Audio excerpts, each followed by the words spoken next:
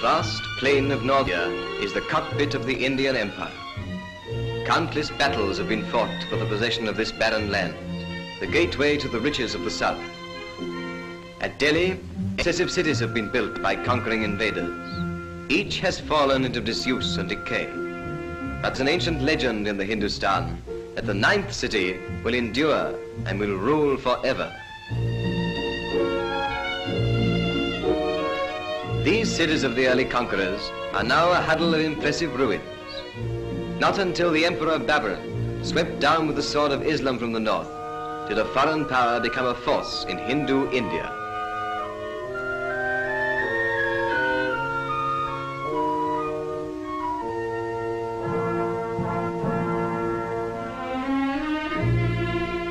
For Humayun, the son of Babur, this tomb was built. The graceful architecture of the last and richest of the Mughal empires exercised a fascination upon India which will never lose its hold.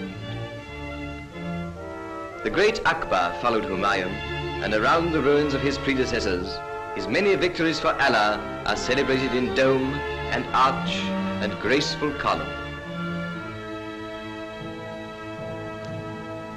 Here in this column is at once the loot of one great battle and the monument of yet another, a sacred pillar of the purest iron, wrought by some strange and undiscoverable method which has preserved it from the rust of centuries. The Qutb Minar, the famous Tower of Victory, was begun by one and successively completed by the Mughal conquerors of Delhi. 238 feet of carved red sandstone.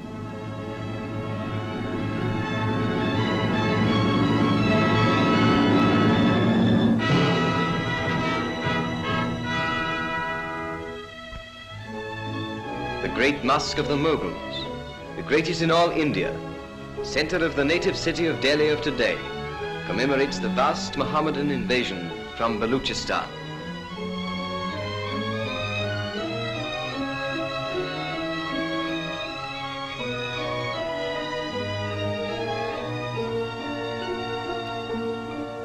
Long, shallow pools are laid out for the ritual washing of the face and hands, which every true Mohammedan must scrupulously perform before he is allowed to pray.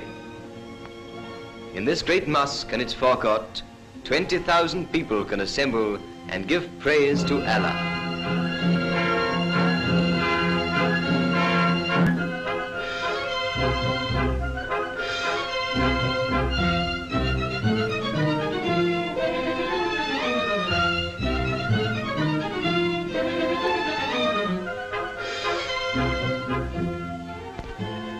More beautiful but smaller is the Pearl Mosque, pinnacle of Mughal art in Delhi. Only a little less renowned than the famous Taj Mahal, built by the beauty-loving Shah Jahan as a memorial to his wife. Pacified by the victorious wars of Akbar, Delhi and the Hindustan now entered upon the richest period of their ancient culture under Akbar's son, the royal Shah Jahan. The Delhi of that time, the era of the greatest Persian poets, became enchanted by the love of beauty for itself alone.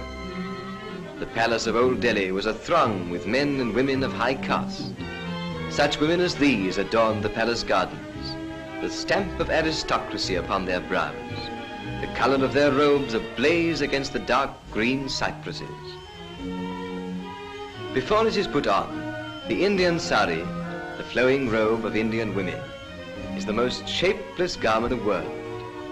Each of them is nothing more than one straight length of silk, 10 yards long and some 2 or 3 feet wide, but interwoven with its threads of silver and gold, deep hemmed with solid precious metal, and fastened only on the right hip and on the left shoulder, it can be made to drape the figure in a manner to outmatch a Paris gown. The high caste Indian women wear upon their brows the blood-red mark or puja of the Brahmins.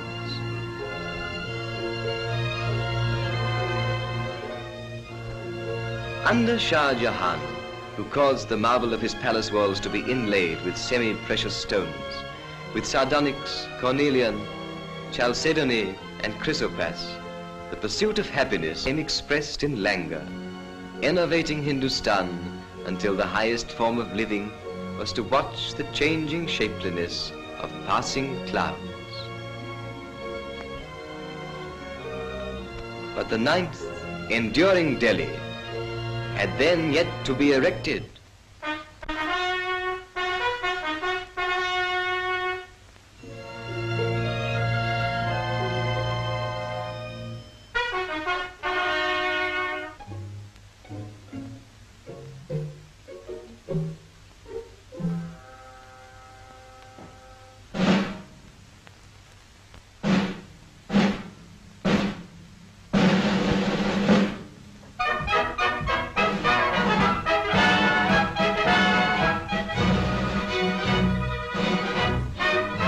Under combined British and Indian rule, a new Delhi has arisen.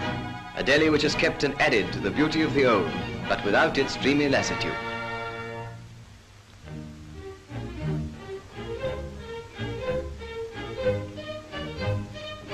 Connaught Place, the business centre of the modern Delhi, brings a new grace to the wilderness of northern India.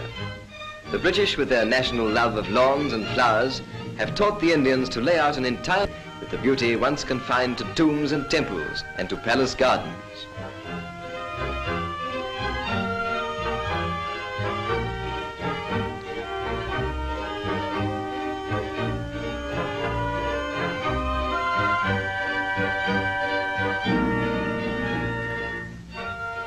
British and Indians are cooperating to carve out a nobler future for this Delhi than was possible under a despotism. In this, the magnificent House of Assembly, British, Muslims and Hindus combine in governing. The spirit of the new and vital Delhi is externalized in the new style of architecture, deriving its inspiration not from one tradition but from two, molding the culture of two continents into a third. Where once water was a luxury and the profusion of it the prerogative of princes, there are giant fountains in the public squares.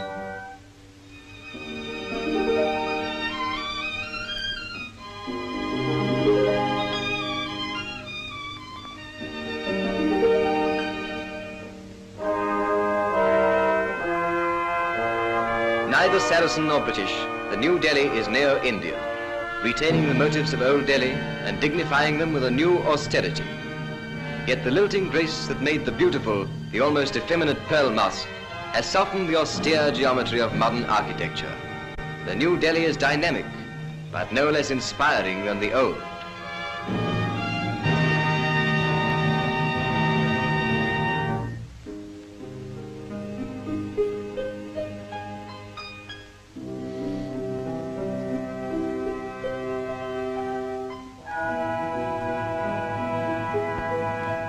And where there was once only a burnt and acrid plain, there is a green and fertile land, laid out with a prophetic eye to the increasing future of the capital of India, the ninth, enduring city, which in the old legend of the Hindustan will stand and rule forever.